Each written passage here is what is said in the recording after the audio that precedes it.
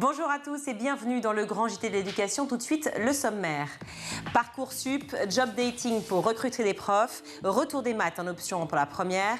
Les derniers jours ont été mouvementés dans le monde de l'éducation, le tout sans aucun commentaire du ministre Pape Ndiaye. On en parle tout de suite dans le début de cette émission. Comme chaque lundi, on remonte le temps avec Loïc Landreau. Aujourd'hui, ce sera en musique puisqu'il nous parlera de l'éducation musicale des enfants. Enfin, ce sera l'heure de retrouver Malika Ménard pour un nouveau numéro de Souvenirs d'écoliers. Cette semaine, c'est l'ex-Miss France Clémence Bottineau qui est son invitée. Et puis tout de suite, on fait le point sur l'actualité avec Mickaël Dorian. Bonjour Mickaël, il est déjà temps pour les professeurs qui corrigent les nouvelles épreuves du bac de rendre leurs notes. Oui, bonjour Virginie. Et bonne nouvelle, selon les correcteurs interrogés, les élèves s'en seraient plutôt bien sortis. Le report en raison de l'épidémie de ces épreuves de spécialité, qui représentent tout de même le plus gros coefficient, aurait été salutaire pour bon nombre d'élèves. Entre détresse et sidération pour un groupe d'élèves d'un lycée de Nantes. Mardi dernier, à la veille de leur épreuve d'histoire du baccalauréat, ils ont découvert que durant l'année, leur professeur s'était trompé et que le programme qu'ils avaient étudié n'était tout simplement pas le bon. Laurine est élève de terminale au lycée international Nelson Mandela. Elle s'est confiée à nos confrères d'Europe 1. Écoutez. On a fait ce qu'on pouvait, mais on ne pouvait pas répondre correctement au sujet. J'ai utilisé ce que je savais, ça va être un hors-sujet bien sûr. Eux, ils ont fait le programme déjà en place depuis plusieurs années et il y en a un nouveau qui va être mis en place à la rentrée prochaine. Et nous, c'est celui qu'on a déjà étudié, c'est la Seconde Guerre mondiale. La veille, j'apprends que je ne pourrais pas tomber là-dessus à l'examen. Dans un communiqué, le rectorat de Nantes a indiqué que des mesures seront prises pour que cette situation ne porte aucunement préjudice aux candidats. Je ne vois pas comment ça portait aucunement préjudice au candidat, ça me paraît curieux. Enfin bon, bref. L'épreuve sera annulée certainement. Oui, vraiment, c'est quand même très étonnant.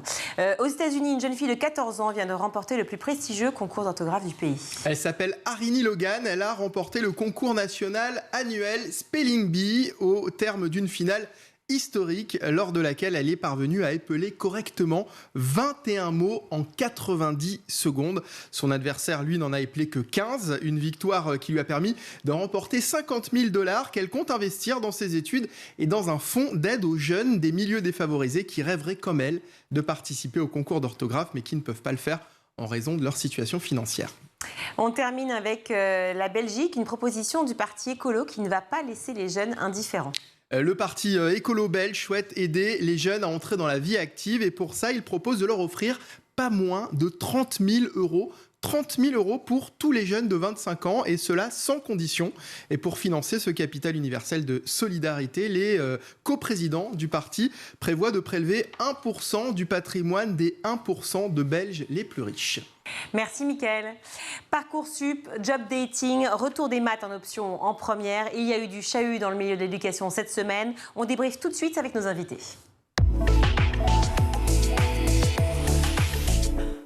Et pour en parler, je suis ravie d'accueillir Fathia Boujalad. Bonjour. Bonjour. Merci d'être avec nous. Vous êtes enseignante et essayiste, candidate aux élections législatives de la 4e circonscription de la Haute-Garonne. Merci d'être là. Et également Jérôme Fournier. Bonjour. Bonjour. Vous êtes secrétaire national du SEUNSA, l'Union nationale des syndicats autonomes. Alors je le disais évidemment en introduction, la semaine a été chargée la semaine dernière entre Parcoursup, le job dating organisé par l'Académie de Versailles ou encore le retour des maths en option en première. Vraiment, ça n'a pas été calme, en tout cas pas du tout dans le monde de l'éducation. On a le sentiment que ça déborde un peu. Est-ce que c'est vos sentiments aussi, l'un et l'autre? Fathia Boujalad. Écoutez, le job dating dans l'Académie de Versailles a été suivi par un job dating dans d'autres académies, notamment celle d'Amiens, qui montre qu'en fait, ça devient une démarche généralisée qui traduit un déficit en fait systémique. Voilà, on a tellement abaissé la fonction, on a tellement précarisé les profs. Quand on vous dit que les enseignants ne sont plus payés que l'équivalent de 1,1 SMIC contre 2,2 SMIC il y a 20 ans, voilà, il y a une vraie difficulté maintenant à recruter. En plus, vous ajoutez les difficultés qu'on retrouve chaque année avec Parcoursup, avec des jeunes qui sont vraiment bouleversés de ne pas voir leurs vœux aboutir à une proposition de formation. Oui, ça a été une période difficile et avec un ministre qui ne sait qu'opiner du chef et qui laisse Emmanuel Macron faire des annonces sur le monde de l'éducation nationale. Donc là, le bateau semble sans commandant. Alors justement, on va détailler évidemment tous ces points-là ensemble. J'aimerais votre sentiment de manière générale aussi à vous, Jérôme Fournier, sur cette semaine et les débuts de notre ministre Pap Ndiaye. Ça fait plusieurs semaines et plusieurs mois que le calendrier politique a figé les décisions concernant le monde de l'éducation en général. Donc là, effectivement, on a un ministre dorénavant. Donc le ministère peut se remettre au travail et préparer la rentrée qui va être compliquée. On le sait déjà. Les recrutements à Versailles, job dating, montrent qu'il y a une urgence, mais on détaillera. Mais pas seulement, le retour des maths en première, tout ça, ça revient maintenant parce qu'il y a un gouvernement, un ministre. Alors c'est vrai qu'un ministre qui est un peu en retrait pour le moment, on attend de voir quand il s'exprimera ce qu'il aura à nous dire, mais pour l'instant, on a entendu le président et pas vraiment notre ministre. Alors, vous dites d'un côté, Jérôme Fournier, un ministre en retrait qui ne s'exprime pas trop. De l'autre côté, Fathia Boujalad, vous dites effectivement un ministre complètement effacé derrière son président de la République. Pourquoi ce manque de communication dans les premiers instants de sa prise de fonction, selon vous? Est-ce que vous pensez que c'est voulu de sa part? Est-ce que vous pensez que finalement l'homme est plus dans sa fonction opérationnelle et que finalement le côté politique et communication, ce n'est pas son truc? Quel est votre sentiment à tous les deux? Jérôme Fournier. Eh bien, Fathia, allez-y, Fathia. Oui. Pardon. Non, je vous en prie. Eh bien, contrairement à Jean-Michel Blanquer, qui avait une grande expérience comme haut fonctionnaire dans le ministère de l'Éducation nationale, Pap Ndiaye est un universitaire et un historien. Donc, de là à être capable aussitôt de percevoir les subtilités et de se mettre au travail dans un paquebot aussi lourd que l'Éducation nationale, avec 900 000 professionnels qui s'occupent de plusieurs millions d'élèves, on pourrait comprendre. Mais de là à être aussi effacé par rapport à des propositions d'Emmanuel Macron qui touchent au socle même de notre école publique, dans une république indivisible, là, on ne peut que le regretter. Et on se dit que finalement, celui qui va diriger, c'est son directeur de cabinet. Emmanuel Macron aime diriger avec les directeurs de cabinet. Donc, et dans les la continuité de Jean-Michel Blanquer, finalement. Puisque c'est voilà, aussi... réduit à un rôle d'opérette. Voilà. C'est ça, c'était l'ancien directeur de cabinet aussi de Jean-Michel Blanquer, donc on peut imaginer effectivement une continuité de ce qui s'est passé pendant le premier mandat de Emmanuel Macron. Il était à la tête de la DGESCO, oui. Voilà, à la tête de la DGESCO.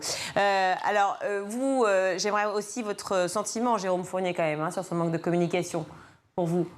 Qu'est-ce que ça implique? Est-ce que c'est encore un manque de dialogue? Alors, il y avait un problème de dialogue, disons, entre Jean-Michel Blanquer et le monde enseignant. Maintenant, ce manque de dialogue-là, qu'est-ce que ça veut dire? Pourquoi?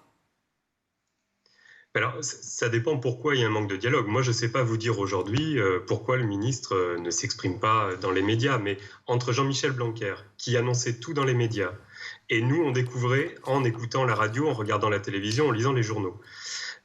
Et de toute façon, on n'avait pas notre mot à dire, puisqu'une fois que ça avait été annoncé dans les médias, la messe était dite, si je peux m'exprimer ainsi.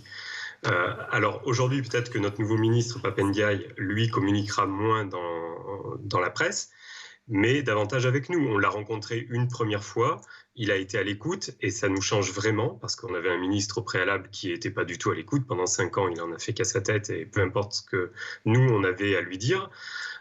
Donc moi, je ne veux pas tirer non plus de conclusions trop hâtives. Attendons de voir. Peut-être que effectivement, ce sera le directeur de cabinet qui tirera les ficelles.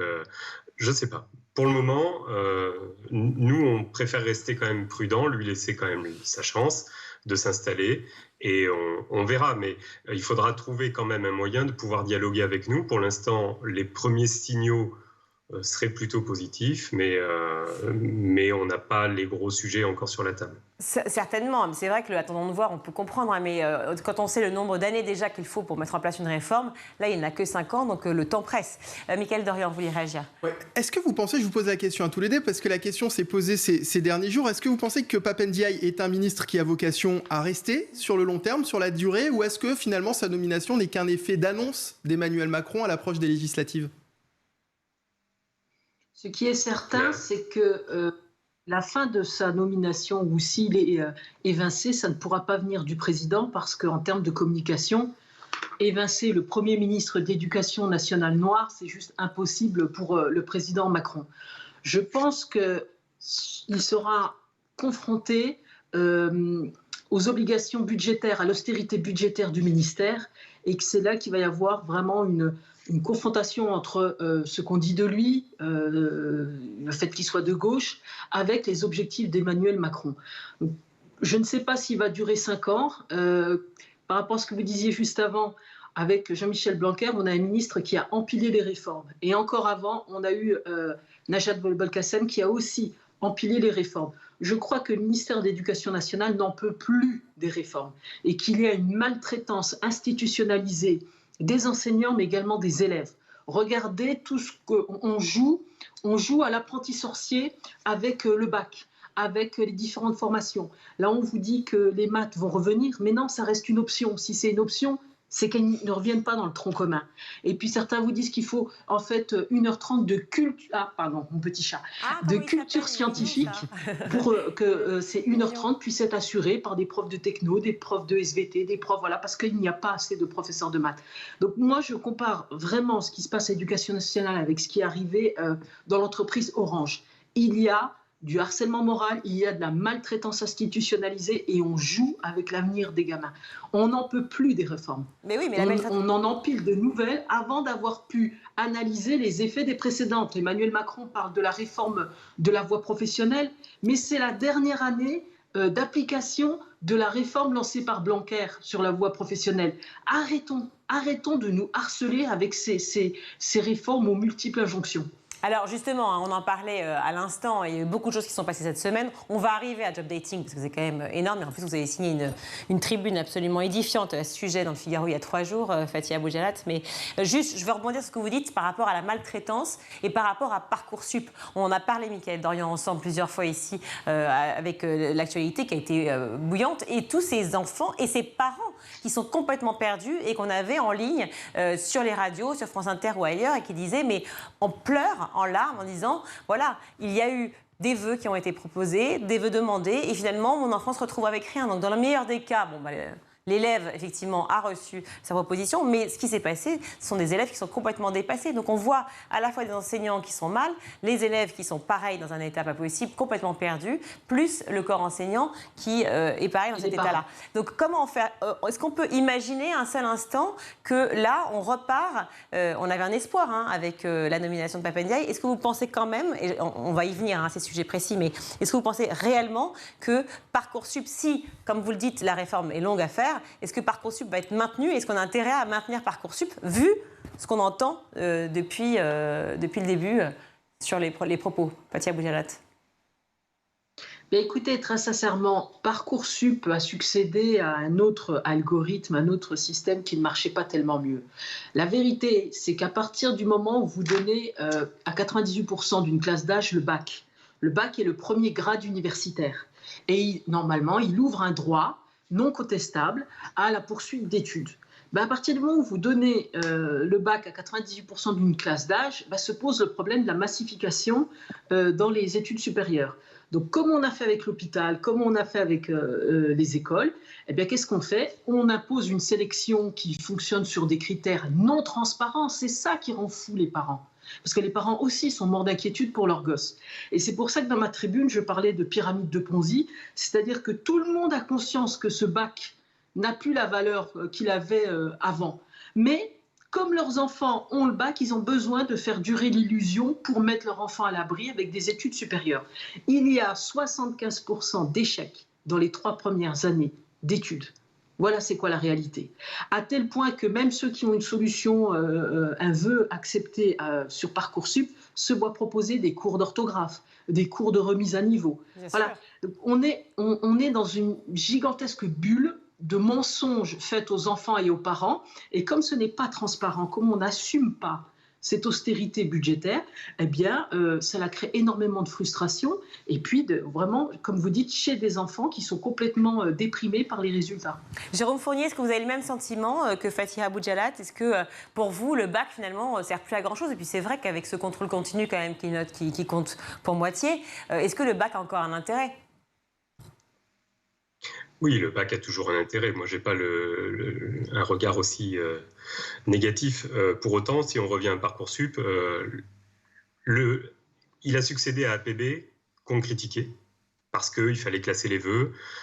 Donc on disait que les élèves en fait n'avaient pas vraiment le choix dans leurs vœux d'orientation, parce que je vous rappelle qu'il y avait un système de tirage au sort qui concernait si peu d'élèves mais qui a fait un bruit considérable. Oui. Bon, tout ça, ça a mis fin à APB. Aujourd'hui, on a Parcoursup, qui n'est pas forcément mieux, mais la difficulté, c'est quelles possibilités ont nos bacheliers pour poursuivre leurs études supérieures. Et ça, je reviens à ce qui a été dit juste avant. La difficulté, c'est est-ce qu'il y a suffisamment de place? Alors, on pourrait prendre l'exemple, par exemple, des IUT ou des BTS, où on n'anticipe jamais l'ouverture du nombre de places nécessaires pour la rentrée. C'est toujours des ajustements de dernière minute au mois de septembre. Ben voilà quelque chose qu'on devrait pouvoir faire avant. Ensuite, l'université, c'est le même problème. Est-ce que l'université est en capacité d'accueillir tous les élèves? Ben, visiblement, non. Donc, est-ce que c'est Parcoursup le problème, ou est-ce que c'est les capacités ensuite de poursuite d'études supérieures qui font défaut? Pour nous, c'est plutôt ça le problème. Et je suis d'accord avec ce qui a été dit avant, il y a un problème de transparence sur le fonctionnement de Parcoursup, et ça, c'est si on veut rétablir la confiance entre le système et les familles et les élèves, mais aussi les enseignants d'une certaine manière, parce qu'on a un rôle là-dedans important d'accompagnement de nos élèves. Donc pour rétablir la confiance, il faut de la transparence, et pour l'instant, effectivement, cette transparence concernant le fonctionnement de Parcoursup n'y est pas. Alors parlons justement de la vision des profs, de l'image du métier d'enseignant. Fathia Boujalal, je disais, vous avez signé une tribune édifiante que je vous invite à relire ou à lire ou découvrir dans Le Figaro. Donc c'était il y a 3 jours. Vous parliez de Tinder des profs, si je peux me permettre, ou encore de l'opération Job Dating organisée par l'Académie de Versailles, donc à côté de Paris. Est-ce que cette initiative va donc compenser le manque de professeurs évident dont on parle depuis déjà des mois? Écoutez, ça ne le compensera pas, parce que quand j'employais la métaphore de Tinder ou d'adopter un mec, c'était vraiment, voyez l'image, on prend un mec dans un caddie puis on le balance. Il faut recruter un maximum parce qu'on sait qu'ils ne tiendront pas. Ils ne tiendront pas parce que ce boulot est extrêmement difficile. Le travail de professeur des écoles est extrêmement difficile, extrêmement exigeant en termes de préparation et puis en termes d'exécution devant des élèves, avec des fois des élèves extrêmement difficiles, avec l'inclusion où on doit prendre en charge plusieurs élèves porteurs de handicap, mais sans accompagnants en nombre suffisant. Donc c'est un métier extrêmement difficile. Et où vont être mis ces enseignants pour de faux, qui n'ont pas été formés, qui n'ont même pas les diplômes dans la discipline qu'ils vont devoir enseigner. Ils ne vont pas être mis dans les écoles des beaux quartiers, là où les hauts fonctionnaires ont scolarisé leurs enfants. Ils ne seront pas nommés à l'école alsacienne, là où le ministre Papendiaï scolarise ses propres enfants.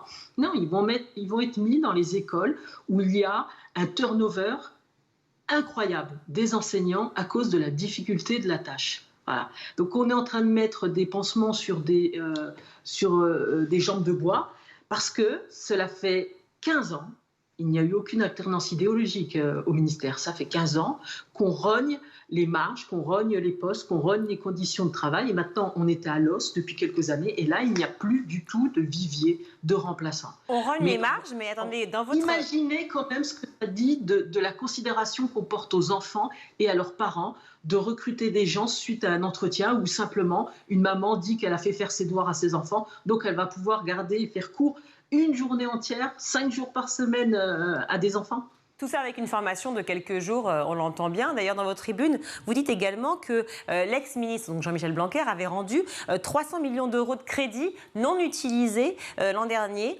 Donc on aurait pu penser que finalement ces 300 millions-là auraient servi au moins à la formation des profs, ou si ce n'est à la valorisation des salaires, et donc au recrutement justement de professeurs. Ça aurait été bien de faire une prime pour les accompagnants d'élèves en situation de handicap. Mais on est là dans le syndrome du bon élève de Jean-Michel Blanquer, qui était tout fier de dire, c'était il y a 2 ans je crois, tiens, je vais rendre plusieurs centaines de millions d'euros.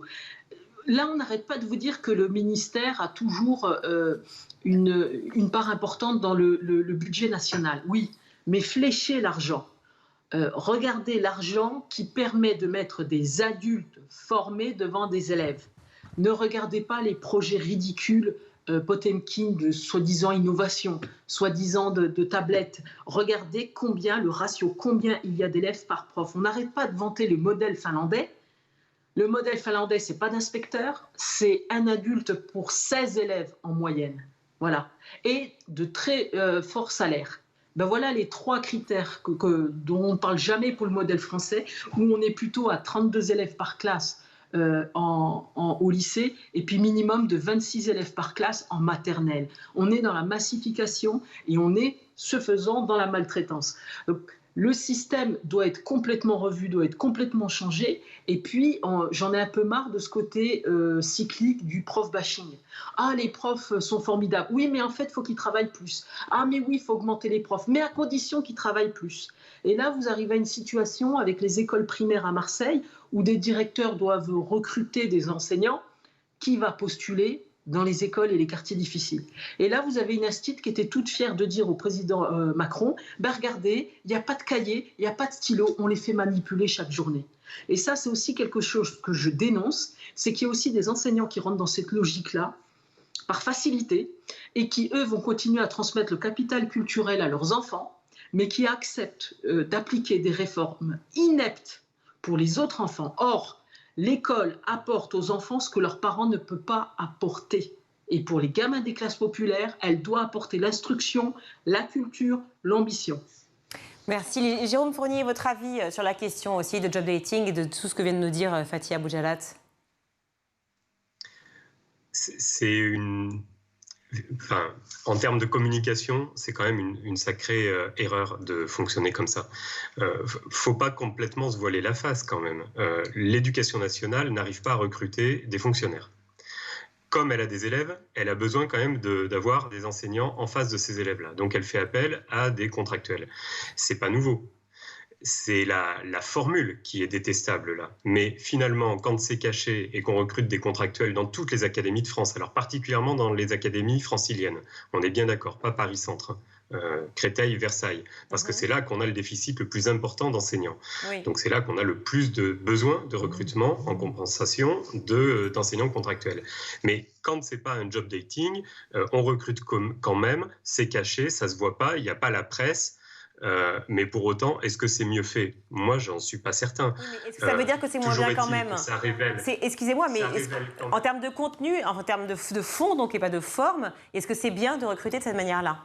Même si on n'en parle pas. C'est pas bien de recruter. Mais c'est pas bien de recruter de cette manière-là. Ce qui est bien de recruter, c'est de recruter des enseignants qu'on va former, qui seront formés avant de prendre des classes. Elle est là, la difficulté. Justement, alors, c'est pas ses collègues qui arrivent qu'il faut blâmer, c'est le système. Oui, on est bien d'accord. J'entends bien. Parce qu'il n'arrive pas à recruter des enseignants titulaires. Quand on voit qu'il y a presque 1100 postes au concours de maths cette année au CAPES, et qu'avant même qu'on ait fait passer les euros, il y a plus que 800 et quelques étudiants qui sont admissibles. Donc, on va avoir combien? 600 profs recrutés en maths au CAPES, 1 sur 2 par rapport au nombre de postes ouverts au budget. Donc, budgétairement, il y a des moyens de faire mieux, mais on n'arrive pas à avoir les candidats. Donc, c'est bien qu'il y a un problème d'attractivité du métier. Et donc, il faut travailler sur les rémunérations, sur les conditions de travail pour rendre ce métier attractif. Alors justement, le métier attractif, pardon Jérôme Fournier, mais le lendemain de son élection pour son second mandat, donc Emmanuel Macron a déclaré que tout prof, même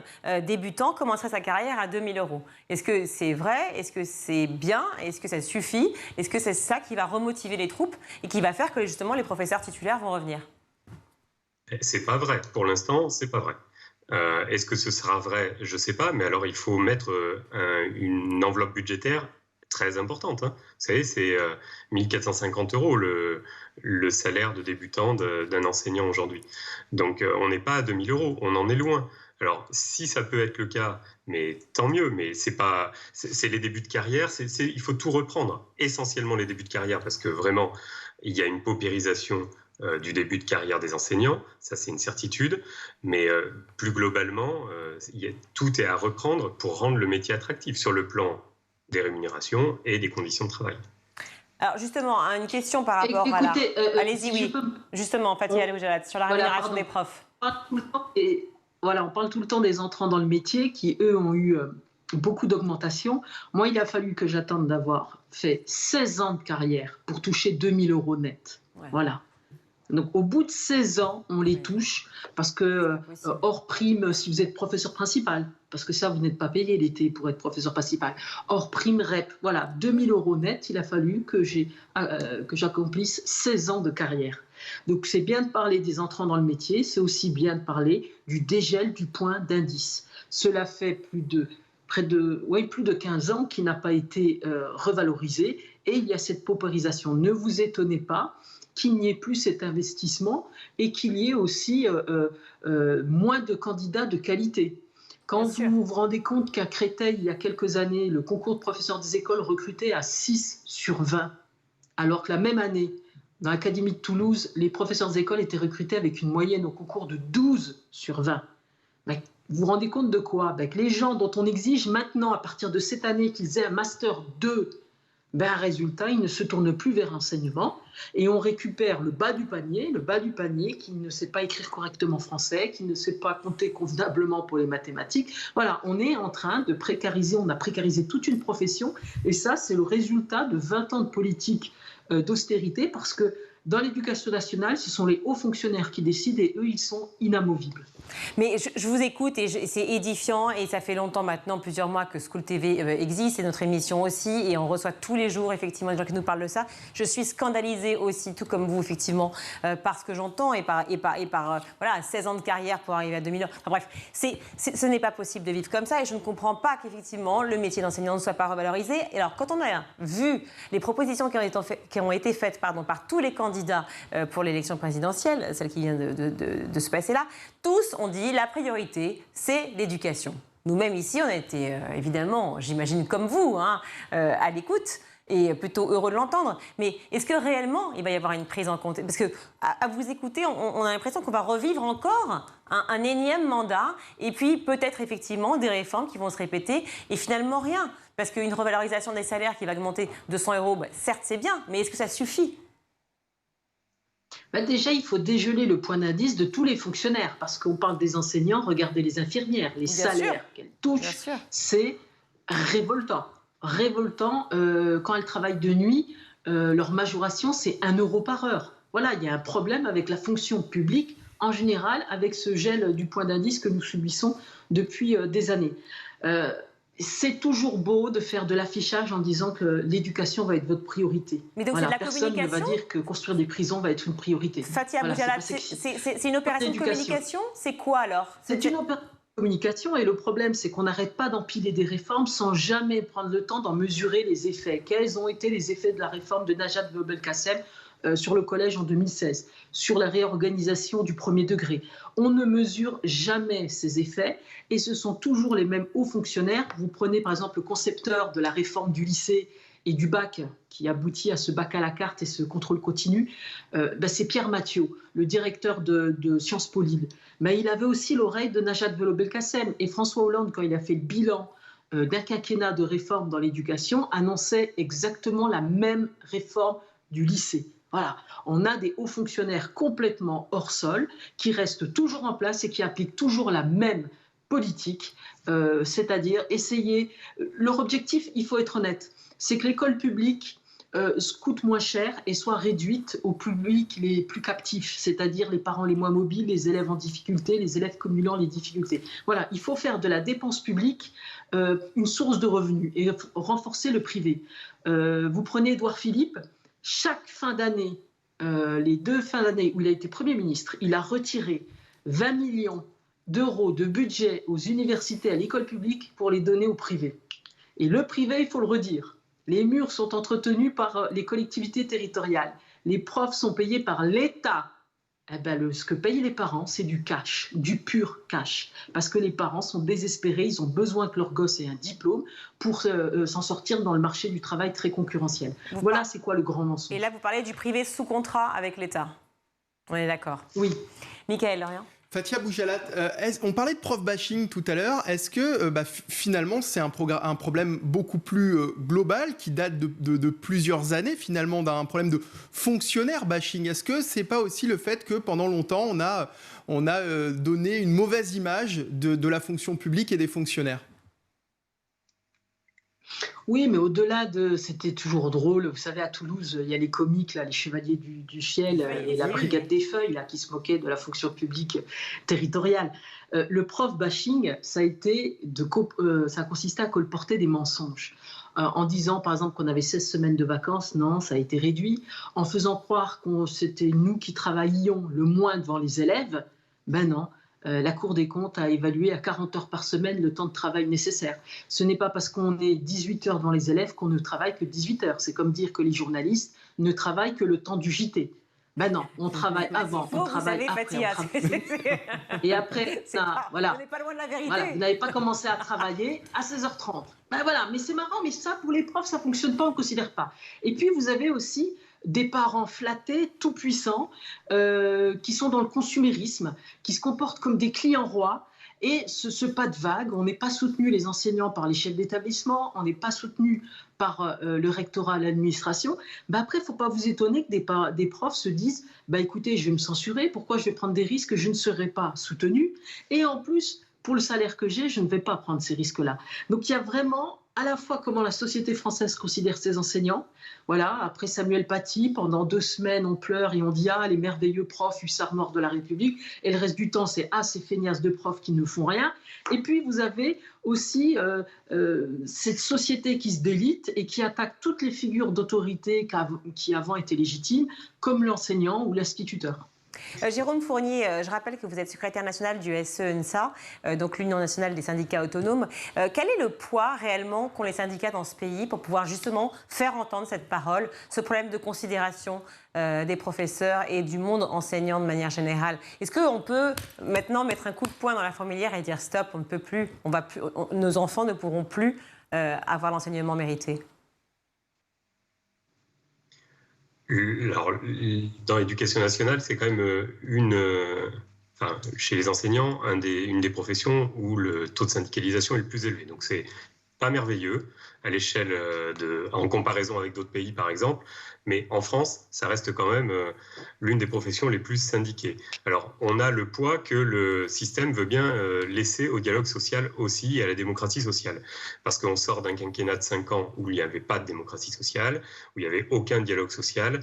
Donc, ça n'a pas empêché d'agir, de revendiquer, mais pour autant, quand le dialogue est bloqué, vous n'avez que la place qu'on veut bien vous laisser, et après il vous reste les manifestations les plus radicales. Il n'y a pas 50 alternatives. Donc là, je ne sais pas comment ça va évoluer. Je vous l'ai dit tout à l'heure. Vous êtes en dialogue avec le ministère ou pas? Excusez-moi de vous couper. Est-ce que vous avez un vrai dialogue avec le ministère? Est-ce que vous vous sentez entendu? Pour le moment, le nouveau ministre vient juste d'être nommé. Alors oui, il nous a écoutés. Contrairement à Jean-Michel Blanquer, quand il nous a reçus 3 semaines après avoir été nommé, il y a 5 ans, il a parlé et il ne nous a pas écoutés. Puis on n'avait pas la place pour parler. Là, le Pape Ndiaye, il nous a reçus 3 jours après sa nomination, donc ça fait une différence quand même. Et il nous a écoutés. Et il s'est assuré d'avoir bien compris quelles étaient nos revendications, nos positionnements. Maintenant, on va voir si on est entendu ou pas. Mais par exemple, sur les maths, ça fait partie de votre bandeau, là. Alors peut-être qu'on va en parler, les maths en première. Mais l'objectif du gouvernement, c'était de remettre les maths au tronc commun à la rentrée 2022, ce qui nous semblait totalement ahurissant parce qu'en juin, la rentrée, elle est faite déjà pour septembre. Ouais. Ce n'est pas pendant l'été qu'on prépare une rentrée scolaire. Les moyens, on les distribue au mois de janvier aux établissements. Donc, on ne peut pas tout chambouler au mois de juin parce qu'on a fait une promesse électorale de campagne, parce que c'était ça, hein, l'idée, elle est venue au mois de mars-avril, quand Emmanuel Macron est entré en campagne. Jérôme Fournier, je vous propose, parce que le temps, malheureusement, nous est imparti et un peu, est incompressible, je vous propose qu'on fasse une émission spéciale sur les maths, justement, et sur ce problème vraiment de cette nouvelle option qui revient donc, dans le tronc commun, là, et avec le temps, évidemment, sur 3 mois, on se doute bien qu'il va y avoir un problème à la rentrée scolaire. Donc, je vous propose qu'on se retrouve sur une prochaine émission l'émission et qu'on fasse vraiment un focus précis là-dessus. Je suis obligée évidemment d'arrêter cette conversation, mais merci mille fois à vous deux d'avoir été avec nous. On va rester sur l'idée positive que le dialogue va s'opérer avec Pape Ndiaye et que les choses vont avancer de manière intelligente. Merci à vous deux. Je rappelle Fathia Boujalat que vous êtes enseignante et essayiste. Je recommande à tous de lire la tribune dans le Figaro qu'on peut retrouver sur Internet. Voilà. Merci à vous, Jérôme Fournier, d'avoir également été avec nous. On vous retrouvera aussi pour parler des maths. Donc, vous êtes secrétaire national du SE-UNSA, le syndicat national des syndicats autonomes. Allez, on marque une courte pause et on se retrouve juste après la pub.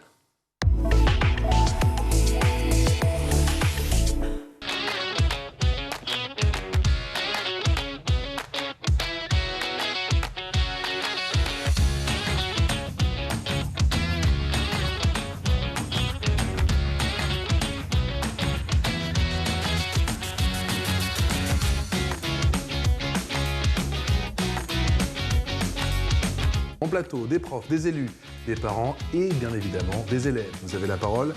Chaque jour dans le MAG, je compte sur vous. En compagnie de spécialistes et d'invités, je vous propose de découvrir ces technologies qui font bouger le monde de l'éducation. En compagnie de chroniqueurs et d'invités, nous tenterons de répondre à une question d'actualité qui concerne l'éducation. Nous vous donnons chaque jour la parole dans le grand JT de l'éducation. Tout au long de l'émission, on échange sur la mode, la culture, la psychologie à travers nos rendez-vous hebdomadaires. Nos chroniqueurs et moi-même, nous vous proposons des clés de compréhension et des pistes d'action en matière d'éducation. Je vous propose un tête-à-tête avec une personnalité. Elle viendra se confier sur ses souvenirs en tant qu'élève.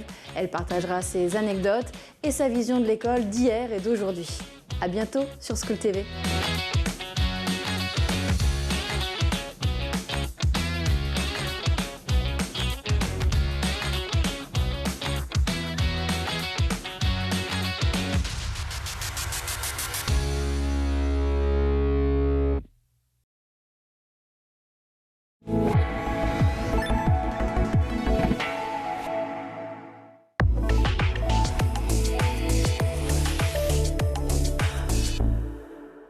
Bonjour Loïc, alors je crois que vous avez pris mon défi de la semaine dernière un peu trop au sérieux.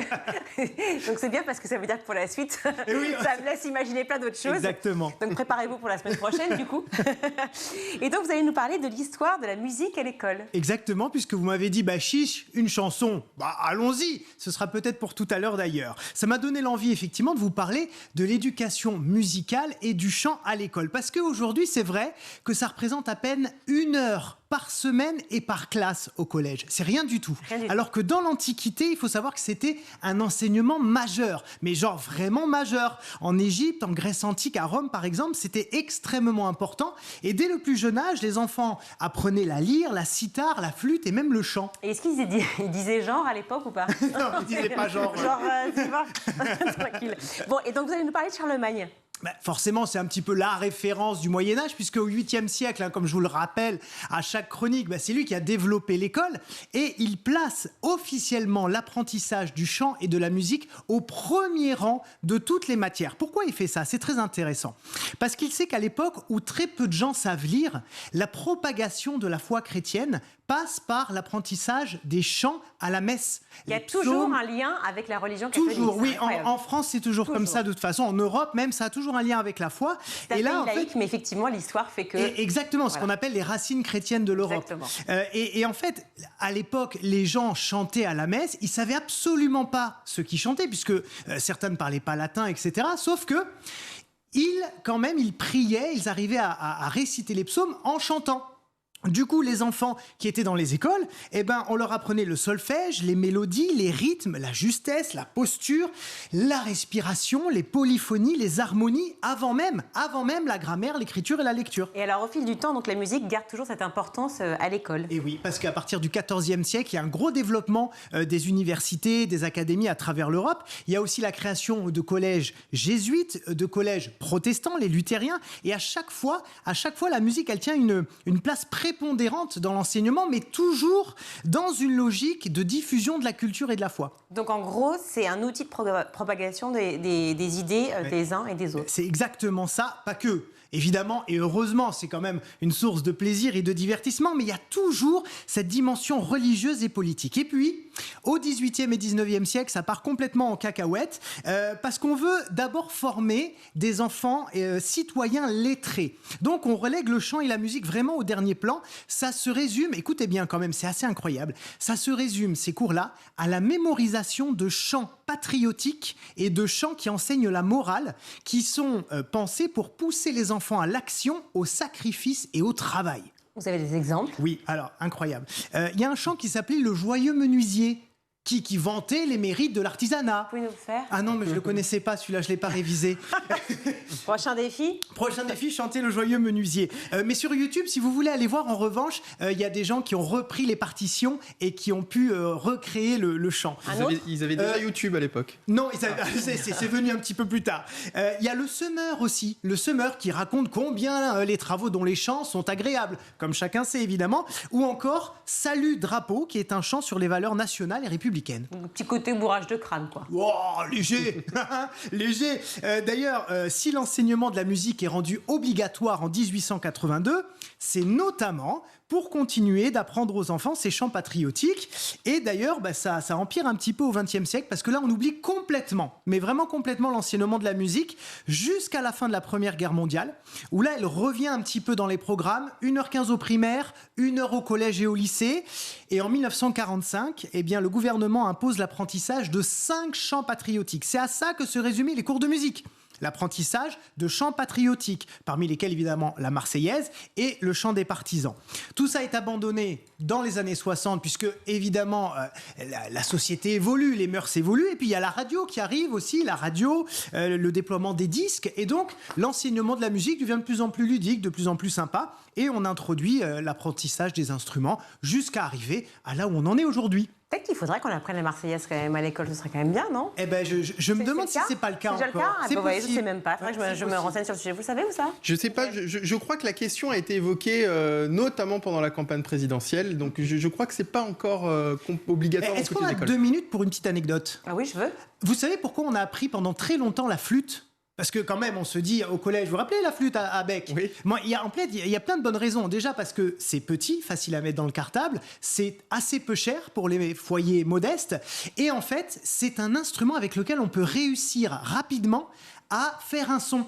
C'est-à-dire que tous les autres instruments, en tout cas en termes d'enseignement, sont considérés un peu trop de mise en échec, si vous voulez. Alors qu'en fait, même si on n'est pas bon, on souffle, on fait une note et ça fait une note juste. J'aurais pensé plutôt au piano, moi, personnellement. Mais eh ben oui, mais donc... si on a un mauvais souffle, on peut faire quand même une note juste. Exactement.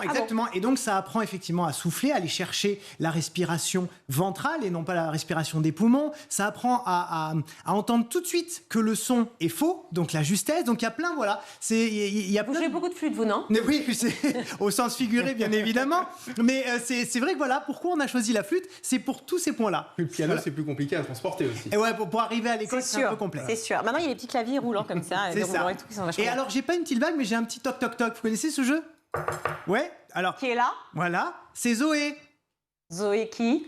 Zoé voulut être un artiste.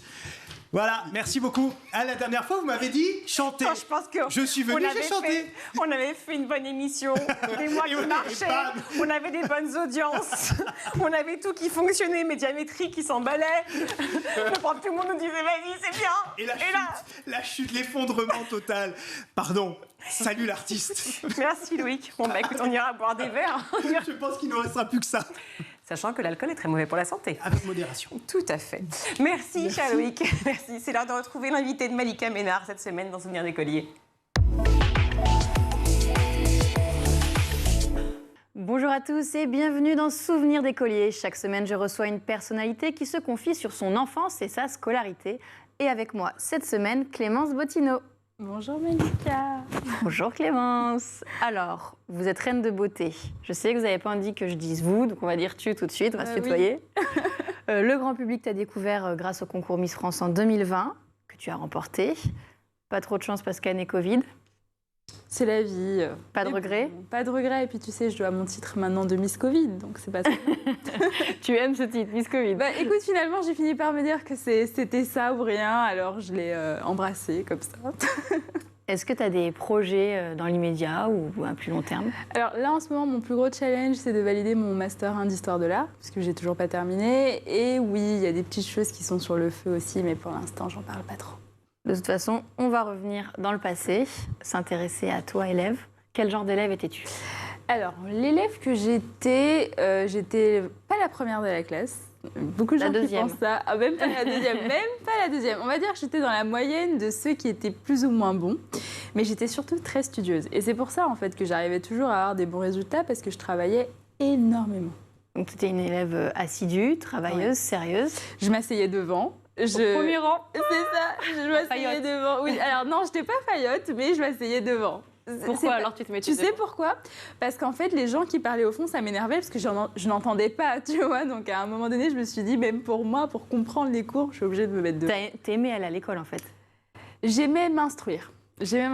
Pas aller à l'école, parce que je peux te dire qu'en Guadeloupe, nous, on commençait tous les matins à 6h50. Alors, pourquoi? Parce que c'est comme ça. C'est d'où le soleil, il se lève tôt.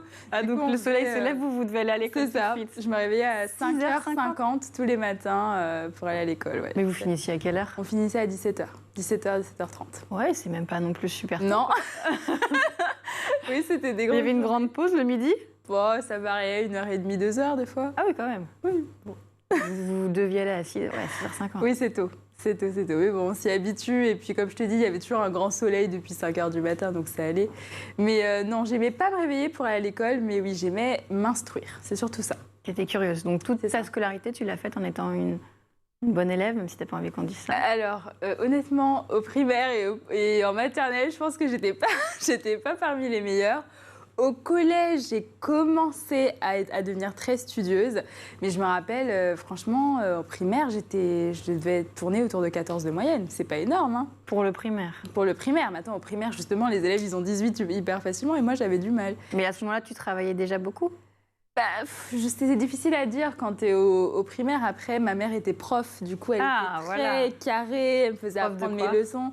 Ma mère était prof de français. J'étais nulle en dictée. Tu sais, bizarrement, il faut toujours que tu sois nulle dans ce que tes parents, dans ce dont tes parents excellent. Donc, c'était assez compliqué pour moi. Et ma mère était très carrée au niveau de ma scolarité. Donc, elle t'obligeait à bien travailler? Oui, c'est ça. Ton frère aussi? Ah non, alors mon frère c'est le deuxième. Du coup, tu sais, l'aîné prend tout. Laxiste avec. C'est ça, et en plus c'était un garçon, donc c'était plus facile pour lui. Donc lui, à l'inverse de moi, il était bon très naturellement. Par exemple, au primaire, il était très bon.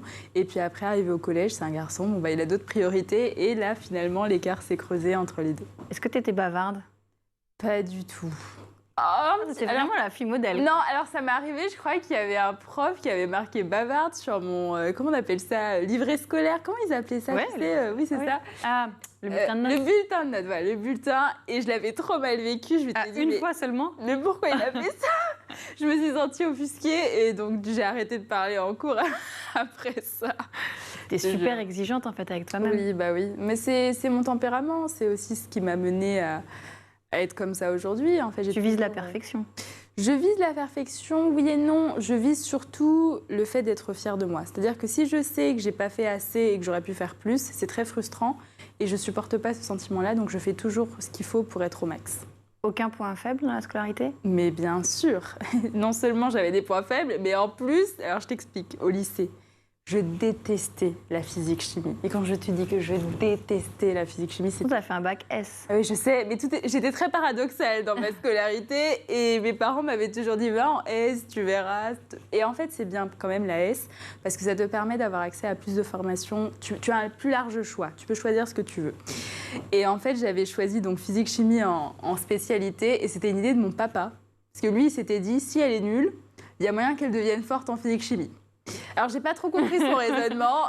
Si elle est nulle, elle va devenir forte. Mais oui, mais c'était ça son raisonnement. En fait, pour lui, le fait d'aller dans la formation que moins de personnes choisissaient, parce que les maths et la SVT avaient plus de succès, il s'était dit que ça allait jouer en ma faveur. Pas du tout. J'ai eu une vieille note au bac. C'est quoi une vieille note pour Clémence? Parce que t'es dure. Donc franchement, j'ai eu 11. C'est ma spé, c'est ma spé. Mais c'est pas une vieille note. Malika, quand même. Et surtout, t'as une mention très bien. Oui, mais ça, c'est parce que En fait, je t'explique. La première épreuve du bac, c'était la physique-chimie. Ça s'est très mal passé. Je suis sortie de là en pleurs, mais vraiment en pleurs. Je dis à mon père, c'est terminé. Je n'aurai pas mon bac avec mention très bien. Donc le fameux 11. Exactement, le fameux 11. C'est une catastrophe. J'ai raté la filière. Et mon père, tu sais, tout de suite, il m'a vu pleurer. Il est venu me chercher, il m'a dit, OK, ne pleure plus. On rentre à la maison, il ne faut pas que ta maman te voie comme ça. Ne panique plus. Passe à autre chose. Maintenant, tu penses aux prochaines épreuves. Et en fait, tu sais, ton cerveau, il fait une sorte de transformation. J'ai plus rien à perdre. J'ai raté ma spé, donc là, à un moment donné, il faut que je donne tout dans les autres matières. Et c'est ce qui m'a permis d'avoir mon bac avec mention très bien. Ça veut dire qu'à côté, t'as eu combien? Alors, j'ai eu 17 en maths, coefficient 7, et j'ai eu 20 en SVT, coefficient 6. Oui, mais j'avais tout appris par cœur. Bah oui, mais c'est bien, c'est pas grave. T'as travaillé. Oui, j'avais tout appris par cœur, le livre. T'arrives pas à être fière de toi, en fait. Si, mais j'étais fière, mais... Non, si, j'étais fière. Je m'y attendais pas. Parce que je pensais pas que j'allais avoir la mention très bien. Pour moi, c'était terminé. Mais ce qui est marrant, c'est que toi, tu vas passer le bac là où tout le monde se dit « j'ai envie de l'avoir », juste. Pour toi, un bac réussi, c'est avec la mention très bien. Bah, en vérité, oui. C'est vrai, c'est ce que je voulais. Ça déconne pas, hein, chez les Bottineau. C'est la fin de ce numéro. Je vous retrouve demain, toujours en compagnie de Clémence Bottineau, dans Souvenirs d'écolier. Merci Malika et à demain. Tout de suite, c'est l'heure du Zap sur School TV. Commençons 3 secondes par l'alopécie, parce que bon, j'ai résumé en disant que c'était une perte de cheveux plus ou moins forte. C'est très bien résumé. C'est bien résumé. Si on détaille un tout petit peu, et surtout, il y a plein de causes possibles. Oui, tout à fait. En fait, l'alopécie, c'est un terme un peu fourre-tout qui regroupe plein de choses. L'alopécie, c'est la perte de cheveux. Voilà. Elle peut être partielle, comme c'est mon cas. Elle peut être totale, comme ça va être le cas du TikToker dont vous allez parler après. Et puis, elle peut se déclencher à différents moments pour différentes raisons. Elle peut être déclenchée à la suite d'une maladie ou d'un traitement pour une maladie. Donc là, je pense bien sûr au cancer et à la chimiothérapie. Exactement. Ça peut être aussi suite à un choc psychologique ou physique. On va avoir la pelade. La plupart du temps, c'est vraiment des zones de son crâne qui vont se dégarnir. Puis ça peut être des dérèglements hormonaux, comme c'est mon cas personnellement. Plein de raisons. L'alopécie, elle est multiple et elle touche beaucoup les femmes. Et pas de traitement magique. Pas de traitement magique, malheureusement. Concrètement, aujourd'hui, on parle des enfants, les aires de jeu. Forcément, c'est la première chose qui nous vient en tête. Mais à part les aires de jeu, il n'y a pas grand-chose. Justement, oui, si vous voulez, les enfants aujourd'hui, l'aire de jeu, il ne faut pas qu'on en arrive dans une situation, si vous voulez, on parque les enfants dans des aires de jeu, ce qui est globalement, je suis un peu caricatural, mais ce qui est le cas aujourd'hui. Donc la question qu'on se pose tous, c'est, vous avez parlé des abords des écoles, mais pas que, enfin l'espace public, la rue, globalement. Il y a une trentaine d'années, les chercheurs nous disent, il y a 30 ans, dans les rues, les enfants jouaient. Comment ça se fait que ce soit plus le cas aujourd'hui? Votre collègue l'a cité, la place de la voiture est un aspect.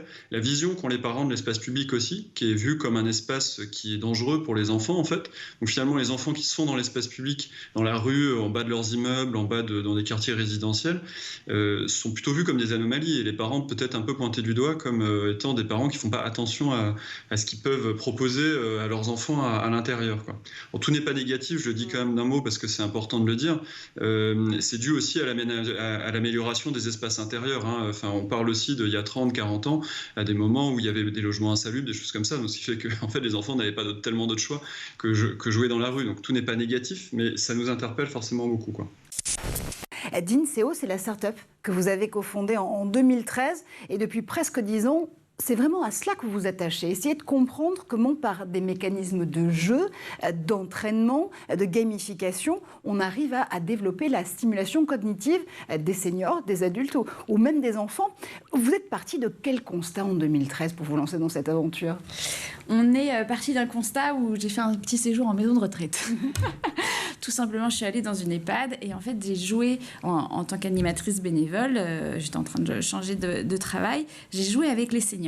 Et en fait, c'était des jeux que je donne à mes enfants quand ils étaient plus petits. Un memory, des jeux où il faut mettre des ronds dans des ronds, des carrés dans des carrés. Vraiment hyper basique.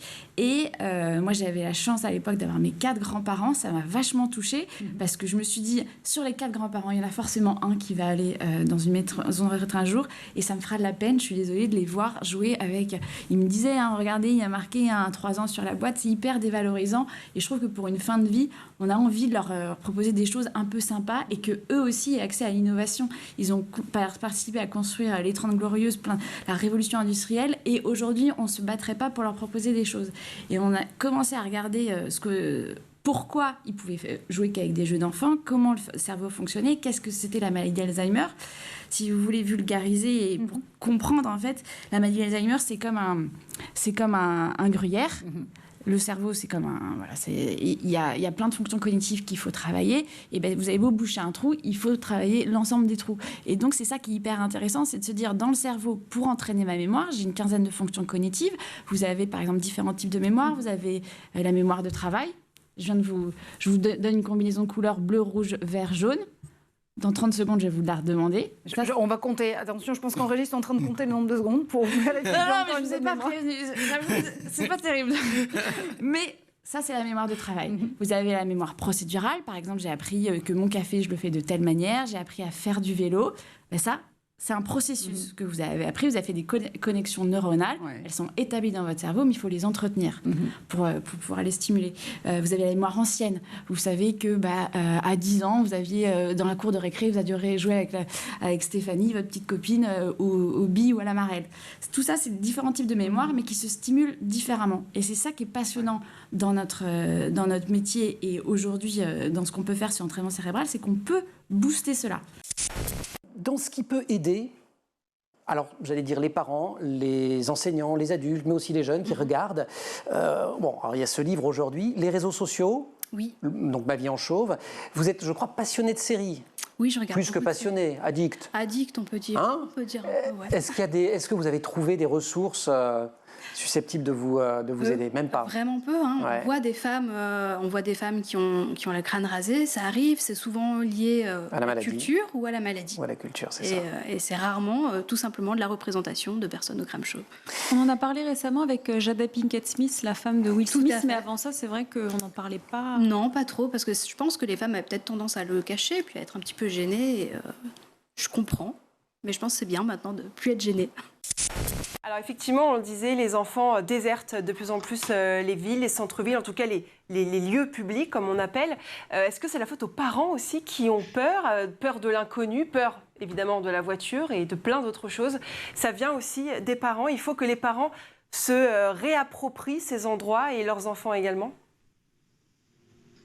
Ça c'est certain, si vous voulez, tout passera par les parents. Il y a un sociologue là, qui s'appelle Clément Rivière qui travaille pas mal là-dessus.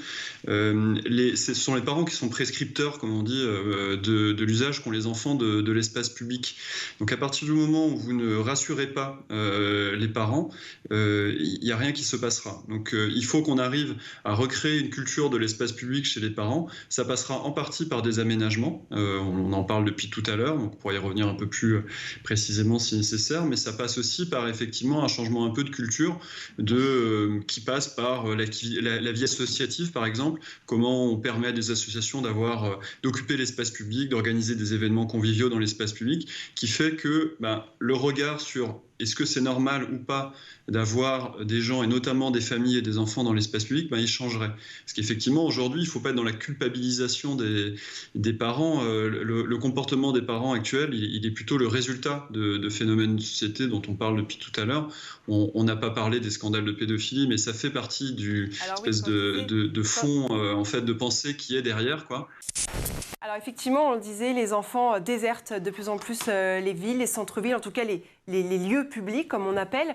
Est-ce que c'est la faute aux parents aussi qui ont peur de l'inconnu, peur évidemment de la voiture et de plein d'autres choses? Ça vient aussi des parents. Il faut que les parents se réapproprient ces endroits et leurs enfants également. Ça c'est certain, si vous voulez, tout passera par les parents. Il y a un sociologue là, qui s'appelle Clément Rivière qui travaille pas mal là-dessus. Ce sont les parents qui sont prescripteurs, comme on dit, de l'usage qu'ont les enfants de l'espace public. Donc à partir du moment où vous ne rassurez pas les parents, il n'y a rien qui se passera. Donc il faut qu'on arrive à recréer une culture de l'espace public chez les parents. Ça passera en partie par des aménagements. On en parle depuis tout à l'heure, donc on pourra y revenir un peu plus précisément si nécessaire, mais ça passe aussi par effectivement un changement un peu de culture qui passe par la vie associative, par exemple. Comment on permet à des associations d'occuper l'espace public, d'organiser des événements conviviaux dans l'espace public, qui fait que le regard sur est-ce que c'est normal ou pas d'avoir des gens, et notamment des familles et des enfants dans l'espace public, il changerait. Parce qu'effectivement, aujourd'hui, il ne faut pas être dans la culpabilisation des parents. Le comportement des parents actuels, il est plutôt le résultat de phénomènes de société dont on parle depuis tout à l'heure. On n'a pas parlé des scandales de pédophilie, mais ça fait partie du espèce de fond en fait, de pensée qui est derrière, quoi. Voilà pour le ZAP, c'est la fin de ce grand JT. Merci Mika. Merci. C'était parfait comme d'habitude, tout comme Loïc Landreau, parfait. Merci. Les hommes sont magnifiques, merci d'avoir été avec nous. Une équipe de rêve, Emma Guessel et Aguette Delannoy à la rédac, Mani Pezec à la réal, Alex Larochelle au son, Emma Razafindra Lambeau au make-up, et je l'ai bien dit, je suis hyper fière de moi. Merci à Ethan, on t'embrasse Ethan qui était avec nous aujourd'hui. Merci les garçons, à demain. À demain.